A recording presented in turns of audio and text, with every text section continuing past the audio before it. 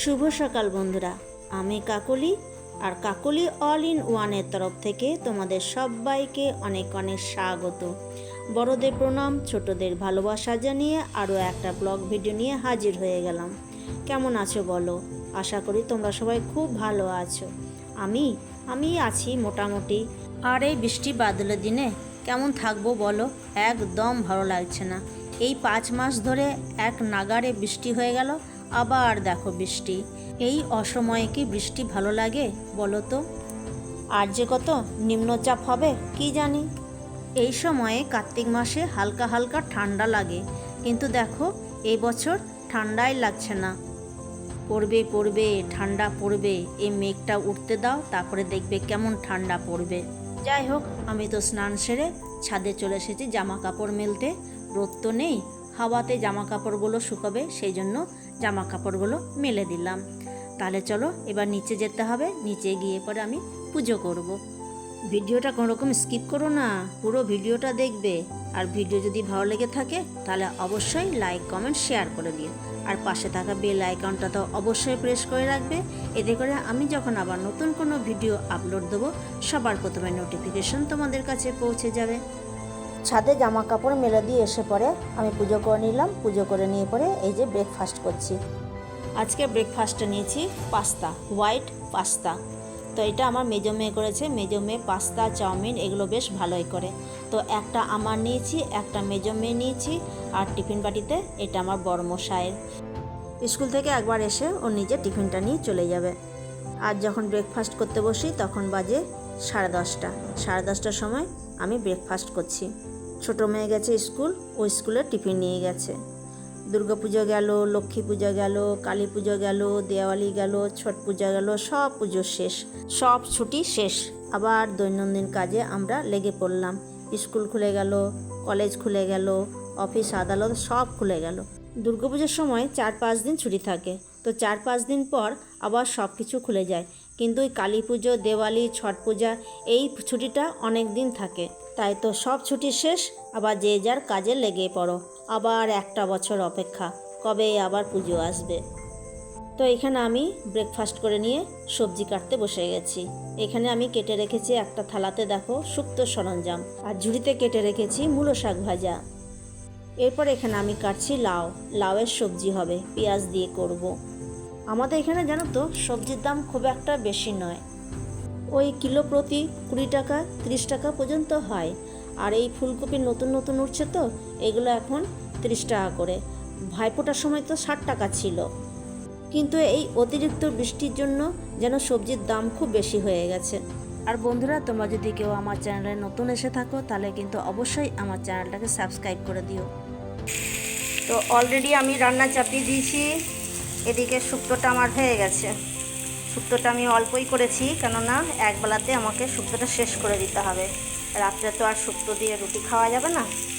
তো এইখানে আমি লাউটা করছি, তো তার জন্য এখানে পেঁয়াজ আর আলুটাকে ভেজে নিচ্ছি। পেঁয়াজ দিয়ে করবো আজকে লাউটা। আজকে বুধবার, তো বুধবারে সব কিছু খাওয়া চলে, কোনো কিছু যদি অনুষ্ঠান না থাকে তাহলে। সেই যে লাউ কাটা আছে, এদিকে শাকটা আছে রাখা, শাকটা রসুন দিয়ে করবো। তো এখানে আলু পেঁয়াজটা ভাজা হয়ে গেছে, লাউটা দিয়ে দেবো। এই তো লাউটা করছি, লাউটা দিয়ে দিলাম। অল্প যেখানে কুমড়ো ছিল ওটা আমি লাউয়ের সাথে মিশিয়ে দিয়েছি, কোথায় নষ্ট হবে সেই জন্য লাউয়ের সাথে মিশিয়ে দিলে লাউয়ের সাথে সবজিটা হয়ে যাবে। এটা কুমড়ো দেখাচ্ছে, ছোটো ছোটো করে কুমড়োগুলো কেটে দিয়েছি এই যে। তো লাউয়ের সাথে মিশিয়ে দিয়েছি। একটুখানি ছিল কুমড়োটা, তো কোথায় ফেলবো এটাকে, তো লাউয়ের সাথে দিয়ে দিলাম। তাহলে চলো রান্নাগুলো করে নিই, পরে আবার ফিরে আসছি, সঙ্গে থাকো। তো দেখো এখানে আমি রান্নাটা কমপ্লিট করে নিয়ে পরে বড়মশাইকে খেতে দিচ্ছি। আর বাইরে প্রচণ্ড মাত্রায় বৃষ্টি পড়ছে, তো আমি মেয়েকে বলছি যে আজকের বৃষ্টির ভিউ দেখতে দেখতে লাঞ্চ করব।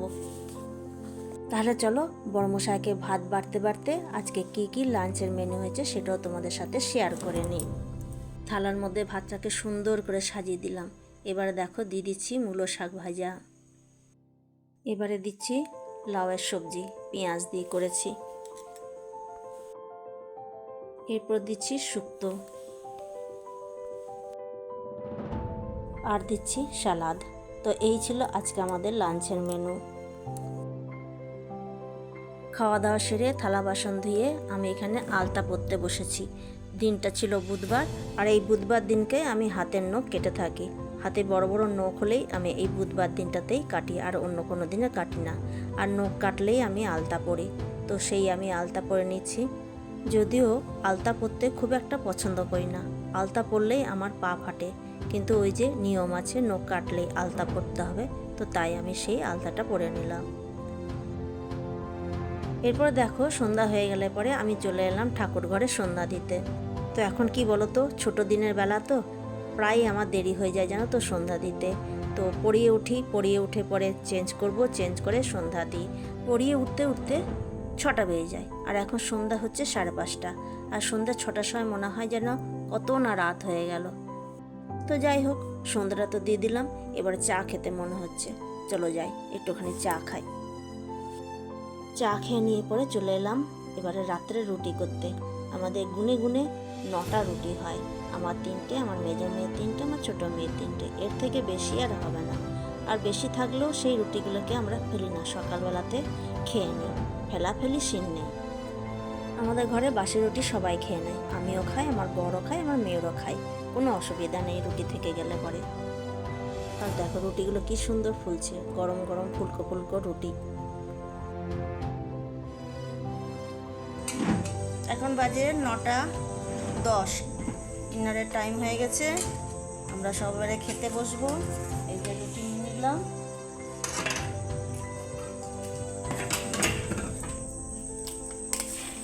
তার সাথে আছে লাউয়ের সবজি,